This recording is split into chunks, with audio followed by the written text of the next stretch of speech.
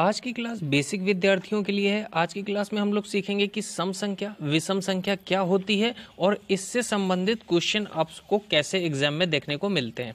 तो चलिए समझते हैं। देखिए, सम संख्या किसे बोलते हैं? इंग्लिश में से बोलते हैं इवन नंबर, यानी जिस भी संख्या का दाएं हाथ से पहला अंक 0, 2, 4, 6 या 8 हो, वो सभी संख्याएं सम संख्याएं कहलाएंगी। तो अगर दाएं हाथ से आपका पहला अंक किसी भी संख्या का 0 हो जाए या फिर 2 हो या फिर 4 हो या फिर 6 हो या फिर 8 हो, इनमें से कोई भी आ जाए तो वो कहलाती है सम संख्या। जैसे देखिए यहाँ पर ये संख्या बताइए सम संख्या है कि नहीं। तो आपको बस यहाँ से केवल पहला अंक चेक करना है। पहला अंक यहाँ का देखा कौन सा है? 0। तो यहाँ पर देखिए अगर 0, 2, 4, 6, 8 इनमें से कोई भी आ जाए तो वो सम संख्या है। इसमें देखिए 0 आ रहा है तो ये सम संख्या है। ये बताइए सम संख्या है कि नहीं है। यहाँ पर देखिए 2 आ रहा है तो ये क्या है? सम संख्या है। यहाँ पर देखिए सम संख्या है कि नहीं है। बस आपको यही 5 अंक दिमाग में रखने हैं, 0, 2, 4, 6 और 8। अगर इकाई में यानी ये पहला अंक अगर आपका इनमें से कोई भी आ जाए तो वो सम संख्या है। तो यहाँ पे इकाई में देखिए 6 है तो ये सम संख्या है। ठीक है। अब देखिए विषम संख्या क्या होती है, बस यही आपको दिमाग में रखना है कि अगर ये सारे अंक ना आए तो वो विषम संख्या है। तो क्या होती है विषम संख्या? अंग्रेजी में से बोलते हैं ऑड नंबर। तो जिस भी संख्या के इकाई का अंक यानी जो पहला अंक होता है दाएं हाथ से पहला अंक 0, 2, 4, 6, 8 ना हो वो कहलाती है विषम संख्या। ठीक है। 0, 2, 4, 6, 8 आ जाए तो सम संख्या, अगर ना आए तो वो विषम संख्या। बस अब देखिए यहाँ पर ये संख्या कैसी है? विषम संख्या। इकाई में कहीं 0, 2, 4, 6, 8 आपको दिख रहा है? नहीं है ना। तो ये संख्या कौन सी है? विषम संख्या हो गई। यहाँ पर देखिए जैसे ये है, ये हम पहला अंक केवल देखेंगे। पहला अंक क्या 0 है, क्या 2 है, क्या 4 है, क्या 6 है, क्या 8 है? नहीं है तो बस विषम संख्या। यहाँ पर बताइए ये भी देखिए ये क्या है? विषम संख्या। इकाई में यानी जो पहला अंक है ये 0, 2, 4, 6, 8 नहीं है तो ये कैसी संख्या है? विषम संख्या। ठीक है। अब आपसे पूछा जाता है कभी कभी कि सबसे छोटी प्राकृत विषम संख्या कौन सी है। तो सबसे छोटी विषम संख्या कौन सी होगी? 1 होगी। ठीक है। सबसे छोटी विषम संख्या कौन सी होती है? 1।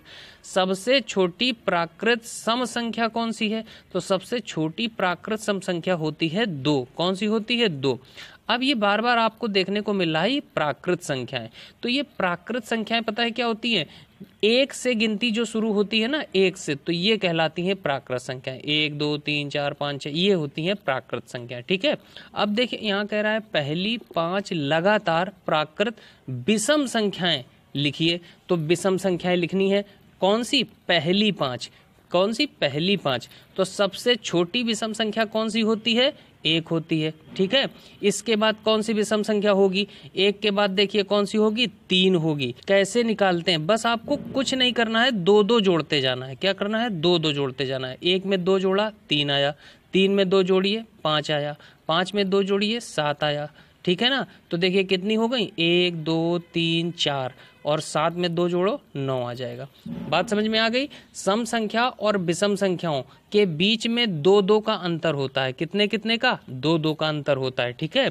अब देखिए यहाँ पर पहली 4 लगातार प्राकृत सम संख्याएं लिखिए। तो सबसे छोटी सम संख्या पहली कौन सी होती है? 2 होती है, अभी हम लोगों ने पढ़ा है। अब बस इसमें क्या करिए? 2-2 जोड़ दीजिए। इसमें 2 जोड़ेंगे, 2 में 2 जोड़ा तो 4।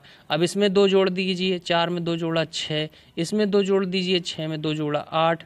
ठीक है। 4 संख्याएं लिख गई। देखिए बात समझ में आ गई। तो मैंने आपको क्या बताया? विषम संख्या हो चाहे सम संख्या हो, कितने कितने का अंतर होता है इन दोनों के बीच में? 2-2 का। कितने कितने का? देखिए 2-2 का अंतर होता है।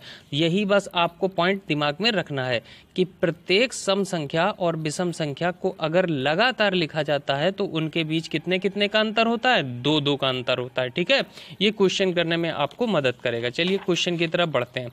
अब जैसे क्वेश्चन में देखिए यहाँ पर कहा जा रहा है कि 3 लगातार सम संख्याओं का योग 90 है, सबसे बड़ी सम संख्या कौन सी होगी? ये बेसिक क्लास है।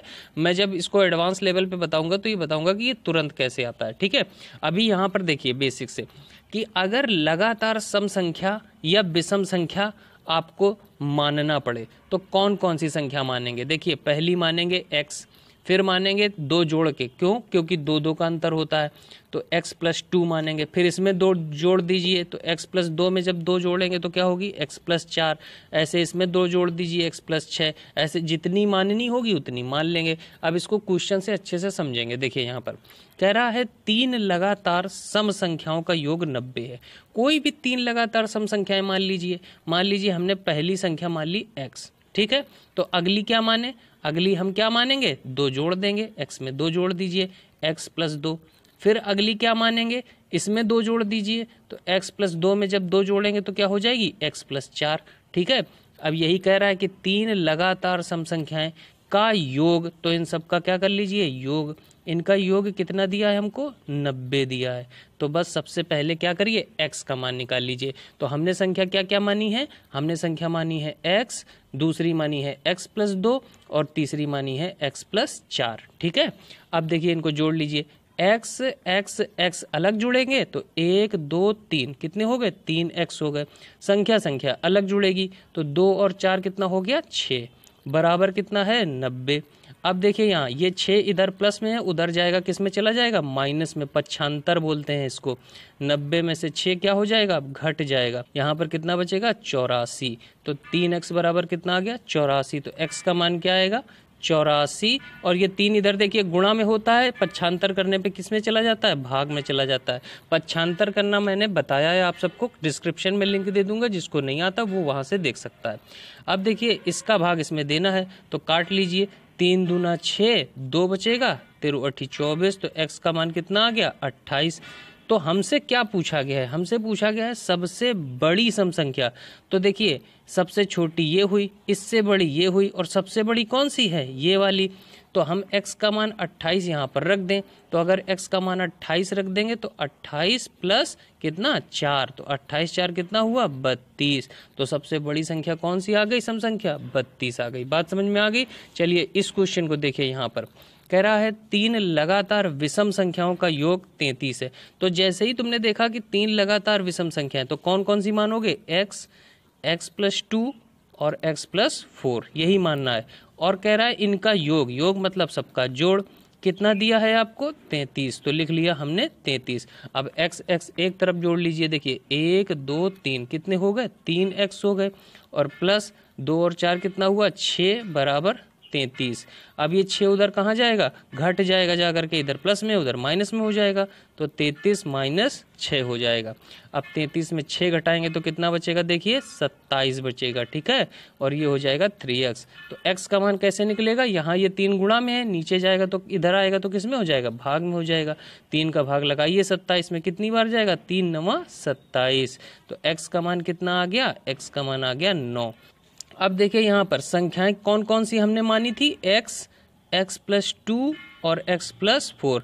x का जरा मान रखिए यहाँ पर, x का मान यहाँ पर रखेंगे तो x का मान तो 9 आ जाएगा। यहाँ पर रखेंगे तो 9 और 2 कितना हुआ? 11। यहाँ पर देखिए रखेंगे x का मान 9, तो 9 और 4 कितना हुआ? 13। तो हमारी सभी संख्याएं तीनों आ गई, 9 11 और 13। और हमसे क्या रहा है? हमसे पूछ रहा है सबसे बड़ी और सबसे छोटी संख्या के बीच क्या अंतर होगा। तो देखिए सबसे बड़ी संख्या इसमें से कौन सी है? 13 है ना, और सबसे छोटी कौन सी है? 9। तो इनके बीच का हमको अंतर पूछा गया है। तो 13 में 9 घटाएंगे तो कितना बचेगा? 4। ये हमारा आंसर आ जाएगा। तो कभी भी आप लोगों को अगर सम विषम संख्याओं के इस प्रकार के क्वेश्चन देखने को मिलते हैं तो आप लोग इसको बना पाएंगे। तो उम्मीद करता हूँ कि आज की क्लास आप सभी को समझ में आ गई होगी। तो चलिए मिलते हैं नेक्स्ट वीडियो में किसी नए और कॉन्सेप्ट को लेकर के। Okay, thanks for watching guys.